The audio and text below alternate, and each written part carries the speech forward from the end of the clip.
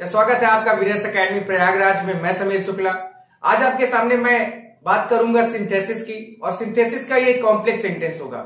हम लोगों ने ऑलरेडी सिंपल की सारी एक्सरसाइज सॉल्व कर डाली है, उसका वीडियो प्लेलिस्ट में है, आप जाके देख सकते हैं। सिंथेसिस में कॉम्प्लेक्स की बात करूंगा और मैं आज आपको केवल और केवल 5 शब्द बताऊंगा, केवल 5 शब्द बताऊंगा, और आप एक्सीलेंट बुक की एक्सरसाइज नंबर 9 और एक्सरसाइज नंबर 10 आप उन 5 शब्दों का यूज करके एक एक्सरसाइज में 24 क्वेश्चन है और दूसरे में 29 क्वेश्चन है। आप कंफर्म, मेरा वादा है आपसे, मेरा खूब मेरा कॉन्फिडेंस है कि आप उसको पूरी तरह से एक एक क्वेश्चन सॉल्व कर सकते हैं। तो वीडियो लास्ट तक देखना। सिर्फ 5 शब्द की बात है, 5 वर्ड जानने हैं, इसके अलावा 6वां शब्द नहीं लिखाऊंगा और आपको वो सारी चीजें क्लियर हो जाएगी। तो सबसे पहले बात करते हैं सिंथेसिस यानी कॉम्प्लेक्स की। इसमें हमें 3 तरह के सेंटेंसेस पढ़ने हैं, 3 तरह की चीजें पढ़नी है, नाउन क्लॉज और एडजेक्टिव क्लॉज, और तीसरा है एडवर्ब क्लॉज। नाउन क्लॉज और एडजेक्टिव क्लॉज की ही बात मैं करने जा रहा हूं। एडवर्ब क्लॉज थोड़ा सा अलग है, इसका मैं वीडियो, इसका पार्ट 2 में कल आपको बता दूंगा। लेकिन उससे पहले नाउन क्लॉज और एडजेक्टिव की क्लॉज की बात करूं तो ध्यान देना, उन 5 शब्दों को लिखने जा रहा हूं। नंबर 1 के शब्द है, बस बहुत परेशान होने की जरूरत नहीं है। मेरा वादा है आपसे कि एक्सरसाइज नंबर 9 और 10 आप फाइनल कर लेंगे। Each and every question you can solve. Just watch my video and share more and more. सबसे पहला जो इन दोनों का मिक्सअप है, इसका एक रामबाण वर्ड जो होता है ना, पनासिया में देने जा रहा हूं कि हर शब्द का, हर चीज का निचोड़ आपके सामने है। सिर्फ 5 शब्द। पहला शब्द है दैट, और दैट का मतलब आप जानते होंगे कि वह होता है, लेकिन सिंथेसिस में दैट का मतलब की होता है। हु का मतलब होता है, नॉर्मली आप जानते होंगे कि कौन होता है, लेकिन जब आप सिंथेसिस में यूज करते हैं तो जो होता है। विच की बात करते हैं तो विच का मतलब क्या होता है, कौन सी होता है, लेकिन यहां पर बात हम लोग जो या जो की के सेंस में करते हैं। उसके अलावा वेन की बात करेंगे तो वेन मतलब आप जानते होंगे कब, अगर आपने नहीं पढ़ा तब। यानी अगर आप नहीं पढ़े कि वेन का मतलब एग्जैक्ट होता क्या है, तो नॉर्मली आप वेन का मतलब कब ही बताएंगे, लेकिन सिंथेसिस में इस वेन को हम जब के नाम से जानते हैं। उसी तरह से वेयर मीन्स कहां होता है, जो आप जानते होंगे कि वेयर मीन्स कहां होता है, क्वेश्चन वर्ड है, लेकिन वेयर का मतलब जहां होता है सिंथेसिस में। इन्हीं 5 शब्दों की बात मैं कर रहा था। ये 5 शब्द ऐसे हैं जो एकदम मैजिकल वर्ड हैं, और इनके यूज जान लो भैया, मात्र 3 से 4 मिनट के अंदर मैं पूरी कहानी इसकी सेट कर दूंगा। मैं अभी एडवर्ब क्लॉज की बात नहीं कर रहा हूं, मैं बात कर रहा हूं नाउन क्लॉज और एडजेक्टिव क्लॉज की। इसमें बहुत सारी चीजें, बहुत सारे रूल है, बहुत सारी कहानियां हैं, लेकिन सिर्फ इन दोनों को अगर एक्सरसाइज सॉल्व करना है, और आप इस वीडियो को देखने के बाद जरूर एक्सरसाइज सॉल्व करना, इन 5 शब्द के अलावा 6वां शब्द यूज नहीं होगा, ये श्योर है। और 1-2 शब्द अगर अलग से यूज होते हैं तो वो एक्सेप्शन में जाएंगे भाई। तो सबसे पहली बात देखते हैं कि दैट का मतलब की होता है, हु का मतलब जो होता है, विच का मतलब जो या जो की होता है, वेन का मतलब जब, और वेयर का मतलब जहां। अब एक सबसे बड़ी बात इसमें ये आती है कि चलिए भाई ठीक है, ये वर्ड तो आ गए, इनका हम यूज कैसे करेंगे। तो भाई मैं आपको बता देता हूं, इन सभी वर्ड का यूज, इन 5 शब्दों का यूज हम एज अ कंजंक्शन करने जा रहे हैं।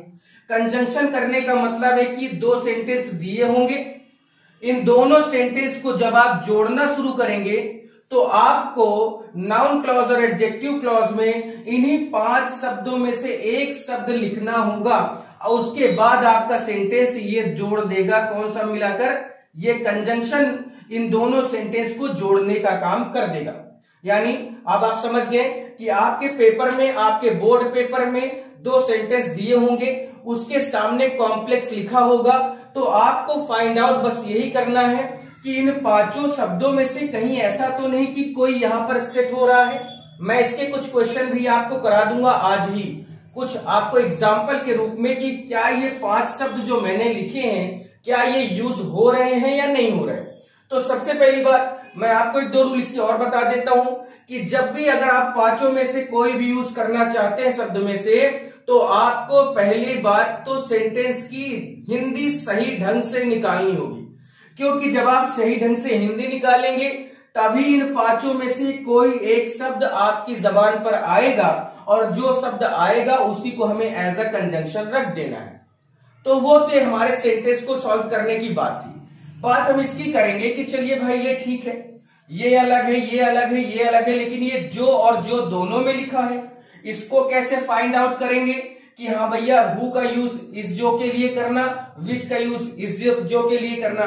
तो सीधी सी बात आप जान लें कि हमेशा जब आपका सब्जेक्ट कैसा हो, लिविंग हो यानी सजीव हो, लिविंग हो यानी सजीव हो, तो सजीव होने के सेंस में दो सेंटेंस को जोड़ते समय आप हु का प्रयोग करेंगे। और बात आई विच की कि विच का यूज हम कहां करेंगे, तो भैया जब नॉन लिविंग बात हो जाए यानी निर्जीव की बात हो जाए, निर्जीव की बात हो और आपके दो सेंटेंस को जोड़ना हो और उसका सब्जेक्ट या ऑब्जेक्ट निर्जीव है तो आपको विच का यूज करना है। इसके अलावा आपको एक शब्द और जानना है कि एनिमल जब आएगा यानी एनिमल्स की बातें जब होंगी तब भी हम विच का ही प्रयोग करेंगे। अब यहां पर एक क्वेश्चन ये उठेगा कि सर जब एनिमल भी तो सजीव होते हैं, उनके अंदर भी तो जान होती है, तो भैया मेरे मानता हूं उनके अंदर जान होती है, लेकिन ऐसा तो नहीं है ना कि आप कुत्ते और इंसान में फर्क ना समझ पाए, क्योंकि कुत्ता जानवर की तरह है और इंसान इंसान की तरह है, यानी उनकी कैटेगरी अलग होने की वजह से हम इसको विच के साथ रखते हैं। व्हेन का यूज कब करते हैं, जब आपके सेंटेंस में टाइम से यानी समय से संबंधित कोई बात कही जा रही है तब आप व्हेन का यूज करेंगे। और वेयर का यूज कहां करते हैं, जब आपके सेंटेंस में प्लेस से संबंधित कोई बात कही जा रही तो आप वेयर का यूज करेंगे। उसके अलावा दैट का यूज आप एज अ सब्जेक्ट भी कर सकते हैं, उसके अलावा बीच में कंजंक्शन के रूप में भी कर सकते हैं। तो ये बातें, ये 5 वर्ड ऐसे हैं, मैं फिर से कहता हूं कि आप इसको पढ़ने के बाद अपनी एक्सरसाइज सॉल्व करना। अगर कोई दिक्कत होगी तो मेरे कमेंट सेक्शन में मुझे बताना कि सर ये क्वेश्चन फंस रहा है, इस क्वेश्चन का आंसर क्या होगा, then I will tell you at any cost. और अगर कोई दिक्कत होती है तो ये मेरा नंबर है, मोबाइल नंबर है, मेरा टेक्स्ट मैसेज इसमें करना या चाहे व्हाट्सएप करना, चाहे जो करना, ठीक है। 63 86 47 15 51 ये मेरा नंबर है, इस पे कॉल करके भी आप बात कर सकते हैं। डीपीपी की बात होती है यानी एक्सरसाइज चाहिए तो बताना, बुक अगर नहीं है और एक्सरसाइज चाहिए तो मैं इस नंबर पर आप मैसेज करेंगे, मैं आपको सेंड कर दूंगा, कोई दिक्कत नहीं है। या व्हाट्सएप करें या कुछ भी कर सकते हैं आप, ये नंबर मेरा है, आप इस पे कॉल कर सकते हैं, व्हाट्सएप कर सकते हैं, टेक्स्ट कर सकते हैं, कुछ भी कर सकते हैं। हाँ भाई, और कुछ नहीं करना, बस यही करना है, ठीक है। तो मैं बात इसकी कर रहा था कि यहाँ पर इसको हमें ऐसे करना है। क्लियर हुई बात। अब बात आती है कि चलो भैया हमने 5-6 शब्द तो जान लिए, अब क्या इसमें और कुछ नहीं होने वाला है, तो होता है। मैं एक दो आपको इसके एक्सेप्शंस बता देता हूं कि जब भी सेंटेंस में रीजन या रिलाई, रीजन मीन्स होता है कारण और रिलाई मीन्स होता है विश्वास, रीजन मीन्स होता है कारण और रिलाई मीन्स होता है विश्वास। जब ये दो शब्द आएंगे सेंटेंस में कहीं पर भी तो आपको वहां पर वाई का यूज एज अ कंजंक्शन के रूप में करना होगा। इससे ज्यादा आपको कुछ नहीं करना है।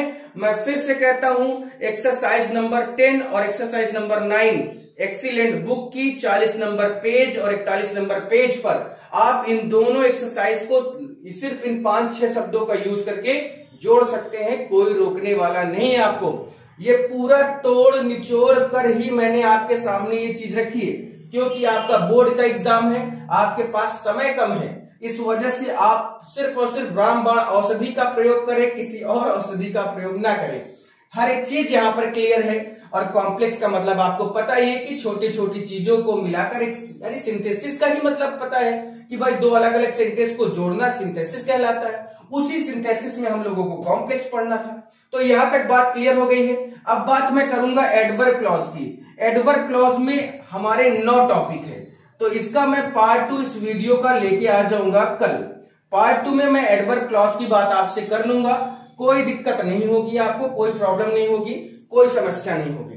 अब मैं बात करूंगा कि इन्हीं शब्दों से रिलेटेड कैसे सेंटेंस, मैं दोनों सेंटेंस मैंने नाउन क्लॉज और एडजेक्टिव क्लॉज के 5-5 सेंटेंस करवा देता हूं, 10 सेंटेंस। उसके बाद आपकी जिम्मेदारी बनती है कि आप सेंटेंस को सॉल्व करें, कमेंट करें, शेयर जरूर कर देना भैया वीडियो को, नए हो तो चैनल को सब्सक्राइब भी कर देना। और उसके अलावा मैंने नंबर लिखा है, अगर आपको तब भी कोई दिक्कत होती है तो कॉल कर सकते हैं, व्हाट्सएप कर सकते हैं, टेक्स्ट कर सकते हैं। तो सबसे बड़ी बात क्लियर हो गई है।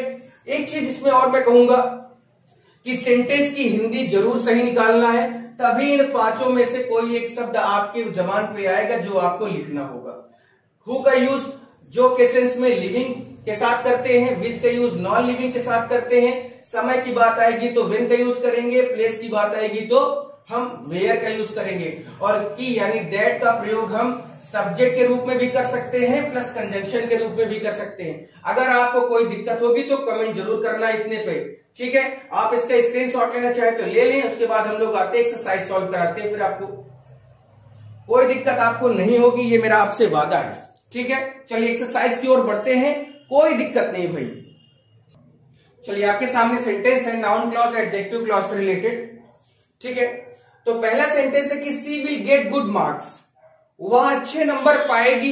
इट इज सर्टेन, ये निश्चित है। तो एक चीज मैं आपको और बता देता हूं कि जब भी हम दो सेंटेंस को जोड़ रहे हैं तो कॉम्प्लेक्स और कंपाउंड सेंटेंस की खासियत होती है कि हम सेकंड वाले सेंटेंस को फर्स्ट पर रख सकते हैं और फर्स्ट वाले को सेकंड पर, यानी हम इनको आपस में बदल सकते हैं। बात समझ में आ गई होगी। जबकि सिंपल में ऐसा नहीं था, सिंपल में हम लाइन बाय लाइन चल रहे थे, लेकिन यहां सेकंड को फर्स्ट पर, फर्स्ट को सेकंड पर रख सकते हैं। सामने है कि वो अच्छा नंबर पाएगी, यह निश्चित है, यह निश्चित है। हु का यूज हो रहा है क्या कि she will get good mark, जो वाली अच्छा नंबर पाएगी, जो निश्चित है या जो कि निश्चित है।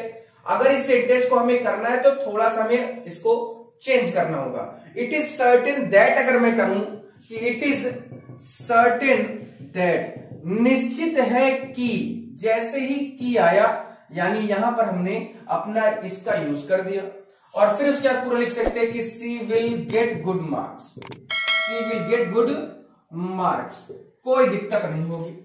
उसी तरह से गॉड इज ओमनी प्रेजेंट, भगवान सर्वव्यापी है। एवरी रिलीजन टीचर्स, हर धर्म यही सिखाता है। तो हर धर्म यही सिखाता है कि भगवान सर्वव्यापी है। की का सेंस आ रहा है, फिर यहां पर बात करेंगे कि every religion teach us that God is omnipresent, कोई दिक्कत नहीं हुई। देखिए the two students quarrel, I want to know the reason. मैंने अभी आपको बताया था कि जब भी रीजन शब्द आए आपको वाई का यूज करना है एज अ कंजंक्शन। तो आप ऐसे करेंगे ना कि सेकंड यहां पर भी कि द टू स्टूडेंट क्वेरल, यानी दो लड़के लड़ रहे थे, क्यों, मैं रीजन जानना चाहता हूं। तो आप इसको ऐसे करें ना कि मैं रीजन जानना चाहता हूं कि क्यों। तो ऐसे इसको आप करिए कि I want to know the reason, I want to know the reason why, क्यों, ठीक है, कि क्यों द टू स्टूडेंट्स, ठीक है, क्वेरल। उसके बाद है द पेन इज माइन, ये पेन मेरी है। It is on the table, वह टेबल पर है। तो वह पेन मेरी है जो टेबल पर रखी है। वह पेन मेरी है, जो का सेंस आ रहा है, वह पेन मेरी है जो टेबल पर है। तो जो के लिए हमें यहां पर हु या विच में से एक लगाना है। तो सबसे पहले ये देखते हैं कि हमारा सब्जेक्ट लिविंग है कि नॉन लिविंग है। तो भैया द पेन हमारा एक सब्जेक्ट है जो नॉन लिविंग है, और जब इसको आप बनाएंगे तो द पेन इज माइन, है ना, द पेन इज माइन, तुरंत विच का यूज करें, विच, और फिर इट का यूज दोबारा ना करें क्योंकि द पेन को ही इट कहा गया है, और विच यहां पर एज अ कंजंक्शन और एज अ सब्जेक्ट दोनों आ रहा है। तो the pen is mine which is on the table, यहां पर आपने कर लिया, कोई दिक्कत नहीं होगी आपको। नेक्स्ट देखते हैं, अ मैन केम टू मी, एक आदमी मेरे पास आया। द मैन वॉज ब्लाइंड, आदमी अंधा था। तो एक आदमी मेरे पास आया जो अंधा था, जो अंधा था। तो जो के लिए हु या विच का प्रयोग करोगे तो हमें यह देखना है कि हमारा सब्जेक्ट या ऑब्जेक्ट कैसा है, लिविंग है कि नॉन लिविंग है। तो भाई ए मैन जो वहां था वही द मैन बना यहां पर। तो यानी इधर अगर हमें कंजंक्शन रखना है तो हमें या तो सब्जेक्ट पे वही मैन होगा और या तो इधर शुरुआत में हो जाएगा तो ऑब्जेक्ट में। तो केम टू मी के हिसाब से नहीं लिखना, क्योंकि एक आदमी मेरे पास आया, आदमी अंधा था, तो एक आदमी मेरे पास आया जो अंधा था। तो इसको अगर आप ऐसे करते हैं कि a man came to me who was blind. Clear हुई बात? आप ऐसे सेंटेंस को क्लियर कर सकते हैं बिना किसी प्रॉब्लम के, बिना किसी दिक्कत के। सबसे बड़ी बात आपको यहां एक चीज यही जाननी है कि आप सेकेंड सेंटेंस को फर्स्ट पे रख सकते हैं और फर्स्ट को सेकेंड पर। हिंदी आपको सिर्फ who which that when where को देख के ही निकालनी है, क्योंकि हु विच और दैट की बात मैंने की। दो सेंटेंस में आपको व्हेन और वेयर के भी दिखा देता हूं करके, जिससे आप एक्सरसाइज सॉल्व करें तो आपके दिमाग में एक चीज बनी रहे कि पांचों कंजंक्शन में से कोई एक कंजंक्शन यहां पर आएगा। सबको आपकी हिंदी पता है, आराम से उसको आप कर सकते हैं। तो व्हेन और वेयर वाला भी दो सेंटेंस देख लेते हैं। चलिए, तीन सेंटेंस है कि you have put my book, तुमने मेरी किताब रखी है। शो मी द प्लेस, मुझे जगह दिखाओ। तो मुझे जगह दिखाओ जहां तुमने मेरी किताब रखी है। जहां शब्द आया, या आप खुद ही सोचिए कि मुझे या तुमने मेरी किताब रखी है जहां मुझे वो जगह दिखाओ, बातें उसी तरह से हो रही। व्हेन का यूज कर सकते हैं, क्या यहाँ टाइम की बात हो रही कि you have put my book when you से शो मी द प्लेस, या show me the place when you put my book, है ना, जब तुमने किताब रखी। यहां पर सीधे सीधे बातें हो रही हैं। आप इसको ऐसे करें कि show me the place, show me the place where you have put my book, यानी मुझे वो जगह दिखाओ जहां तुमने मेरी किताब रखी है। नॉर्मली वेयर का यूज कर लिया हमने। He came to me, I was writing a letter, वह मेरे पास आया जहां मैं पत्र लिख रहा था, या वो मेरे पास आया जब मैं पत्र लिख रहा था, या मैं पत्र लिख रहा था जब वो आया, या मैं पत्र लिख रहा था जहां वो आया। तो सीधी सी बात है, यहां पर बातें कब के सेंस में है, तो आप इसको ऐसे करें ना कि he came to me when I was writing a letter. कोई दिक्कत आपको नहीं होगी। एक और मैंने दिया है, आई हैव अ डॉग, मेरे पास एक कुत्ता है, इट इज वेरी फेथफुल, वो बहुत वफादार है। तो मेरे पास एक कुत्ता है जो बहुत वफादार है। तो भाई जब कुत्ता है यानी एक जानवर है, कुत्ता है यानी एक जानवर है, तो जब जानवर है तो उसके लिए विच का यूज करोगे। विच के बाद इट का यूज नहीं करना, क्योंकि इसी डॉग के लिए यहां पर। अब ये कह दो कि डॉग तो सर सजीव है, तो मैंने ऑलरेडी आपको इसके बारे में डिस्क्राइब कर दिया है कि भैया जरूर है, लेकिन है तो वो जानवर, उसकी कैटेगरी अलग है। तो विच इज वेरी फेथफुल, आराम से। तो मैं आपको फिर से बता देता हूं, ये देखिए एक्सरसाइज नंबर 10 है, ये एक्सरसाइज नंबर 10 है। इसमें आपके 25 क्वेश्चन दिए हैं। इसके अलावा आपकी ये एक्सरसाइज नंबर 9 है, एक्सरसाइज नंबर 9 है। इसमें आपके टोटल 29 क्वेश्चन दिए हैं। आप इसको आराम से कर सकते हैं, कोई दिक्कत होगी कमेंट सेक्शन खुला हुआ है, आप बताएं, मैसेज कर सकते हैं, कॉल कर सकते हैं। अगर किसी के पास बुक नहीं है तो एक्सरसाइज भी मैं प्रोवाइड कर दूंगा। फिर आज के लिए इतना ही। कल मैं एडवर्ब क्लॉज के बारे में बात करूंगा, कॉम्प्लेक्स सेंटेंस का पार्ट 2 होगा, उसके बाद हम लोग कंपाउंड की भी बात करेंगे। फिर आज के लिए इतना ही, थैंक यू।